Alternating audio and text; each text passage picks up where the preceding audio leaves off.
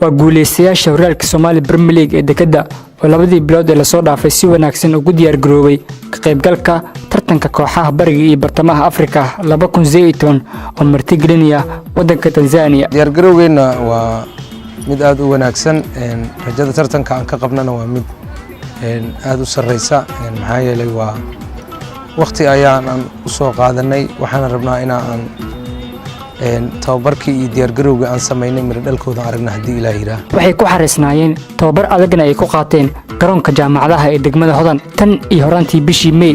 qaar ka mid ah xidigaha kooxdan ayaan wax ka weydiinay dareenkooda ku aadan ka qaybgalka tartanka iyo hadafkooda waxa uu yahay. diyaar garowgeena aan sameynay tartanka hadda aan ka qaybgali doono Sakafa. waa ogtahay waqtigan bilaabnay anagoo sooman inaan tababar adag aan soo qaadanaynay waxaa soo jeedina waxa loo galay anagoo sooman aan tababar u soo qaadanay inaan tartankan wixii dadka naga filayeen wax ka fiican inaan ka keeno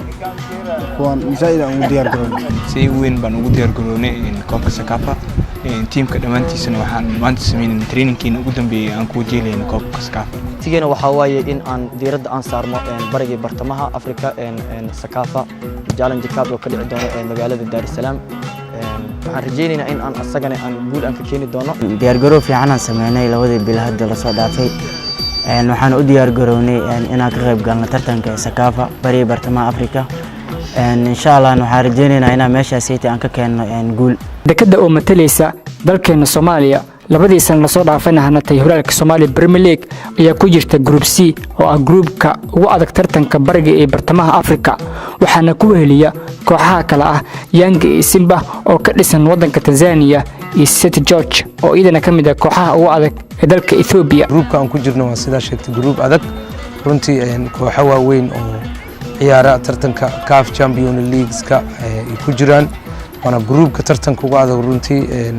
lama dhayalsan karo marka waan dadaali doonaa waxaan jecelnahay groupkaas sida aan kaga soo bixi lahayn haduu Ilaahay yiraahdo. tartanka kooxaha bariga iyo bartamaha Afrika ee Sakafa Gigami Club 2018 ayaa Tanzania ka soconaya inta u dhaxaysa 28 June ilaa 13 July waxaana ku hardamaya 12 koox oo ka kala socda wadamada bariga iyo bartamaha qaaradda Afrika. aad oo faraxsanahay in tartankaas ka qayb galaan